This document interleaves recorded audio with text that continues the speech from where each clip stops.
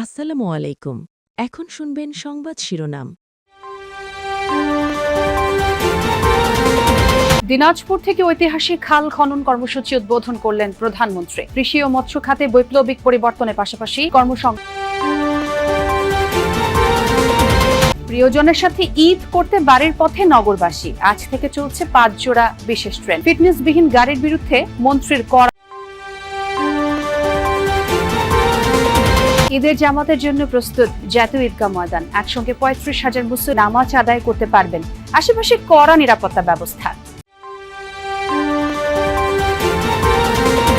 হামলা পাল্টা হামলায় অগ্নিগর্ভ মধ্যপ্রাচ্য। ইরানের ইস্পাহানে আইআরজিসির সদর দপ্তরে বোমা বর্ষণ। আমিরাতের মার্কিন এতক্ষণ শুনছিলেন সংবাদ শিরোনাম। এখন শুনবেন বিস্তারিত। দেশের জনগণের আয় দ্বিগুণ করা বিএনপি সরকারের লক্ষ্য বলে জানিয়েছেন প্রধানমন্ত্রী তারেক রহমান। বলেন, দেশের জনগণ পাশে থাকলে যে কোনো পরিকল্পনাই বাস্তবায়ন সম্ভব। দুপুরে দিনাজপুরের কাহারোল উপজেলায় সাহাপাড়া খাল খনন কর্মসূচির উদ্বোধন শেষে একথা বলেন প্রধানমন্ত্রী। মানুষের ভাগ্যের পরিবর্তন করাই বিএনপির রাজনীতি বলেও মন্তব্য করেন তিনি।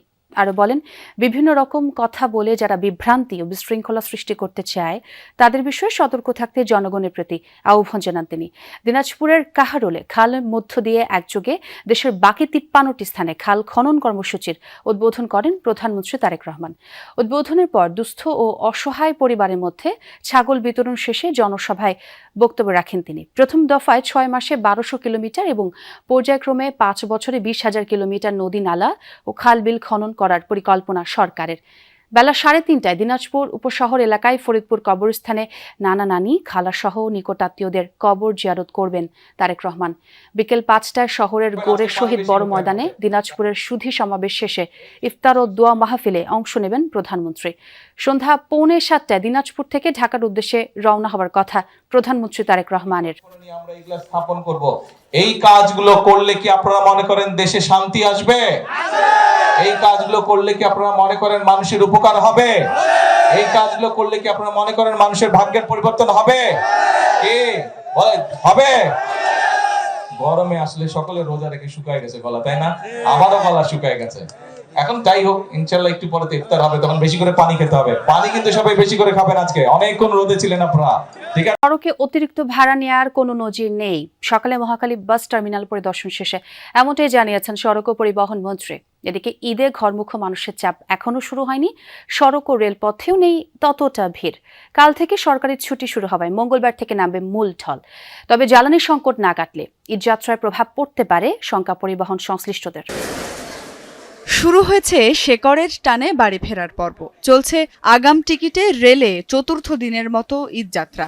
শেষ কর্মদিবস হলেও সকালের দিকে তেমন চাপ ছিল না। ভোগান্তিহীন যাত্রায় উৎসবের আনন্দ হবে দ্বিগুণ, এমনটি প্রত্যাশা যাত্রীদের। ঈদের বিশেষ ট্রেনের যাত্রাও আজ থেকেই শুরু হবে। তবে অনলাইনে টিকিট কাটা নিয়ে ভুগেছেন কেউ কেউ। আগে যাচ্ছি যে বাড়িতে সবার সঙ্গে আরো কিছুটা দিন সময় কাটাবো। প্রতিদিন সকালবেলা উঠে বসে থাকি, কিন্তু টিকিট পাওয়া যায় না। 3-4 দিন ট্রাই করার পর একদিন, তাও আমরা দুইজন দুই জায়গায় 2 বগিতে টিকিট পেয়েছি। এরকম কোনোটা বিকাশ পেমেন্ট পর্যন্ত নিয়ে গিয়ে তারপরে বের করে দেয়, একই প্রবলেম। আপাতত এর জন্য কোনো হেসেলটেস এখনো পাইনি। এখন আল্লাহর উপর ভরসা যে টাইম মতো ট্রেনটা ছাড়লেই চলে।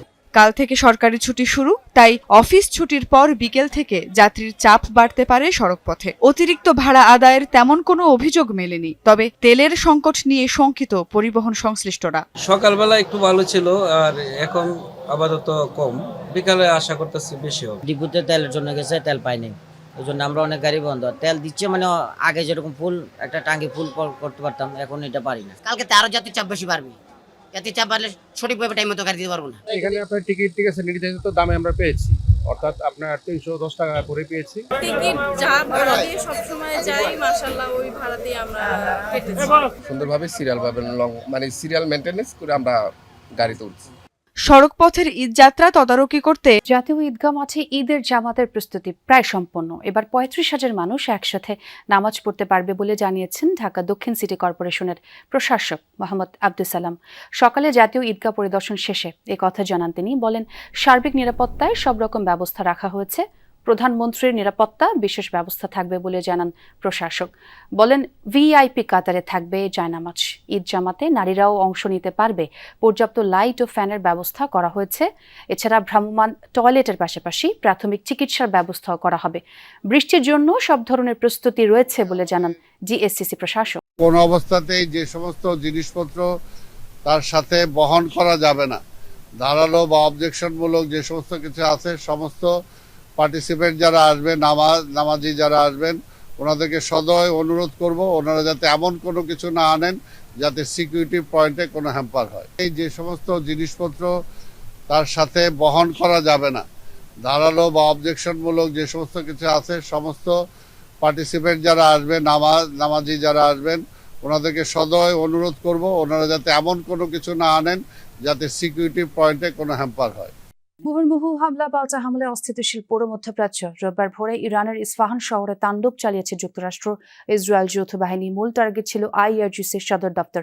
ইরানের বিরুদ্ধে সবাইকে একজোট হওয়ার আহ্বান জানিয়েছে যুক্তরাষ্ট্র। এদিকে থেমে নেই তেহরানও। সিজ্জিল সহ বিভিন্ন প্রকার ক্ষেপণাস্ত্র দিয়ে শত্রুপক্ষের ওপর হামলার হুঁশিয়ারি দিয়েছে বিপ্লবী গার্ড বাহিনী। হরমুজ প্রণালীতে যুক্তরাষ্ট্রের উপস্থিতি নিয়ে জানিয়েছে আপত্তিও। শত্রুপক্ষের স্থাপনা লক্ষ্য করে ছুটছে বহুল আলোচিত সিজ্জিল মিসাইল।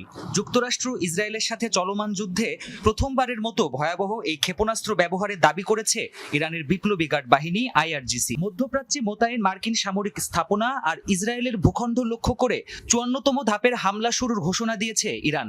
এ দফার হামলায় সিজ্জিল মিসাইলের পাশাপাশি খাইবার শেকান, কদর এবং এমাদ ক্ষেপণাস্ত্র ব্যবহারের ঘোষণা দিয়েছে তারা। ইসরায়েলের রাজধানী তেল আবিবে হামলার পাশাপাশি সংযুক্ত আরব আমিরাতেও আঘাত করেছে ইরানের ছোড়া ড্রোন। হরমুজ প্রণালীতে যুক্তরাষ্ট্রের উপস্থিতি থাকলে প্রণালী বন্ধ রাখার হুঁশিয়ারিও দেওয়া হয়।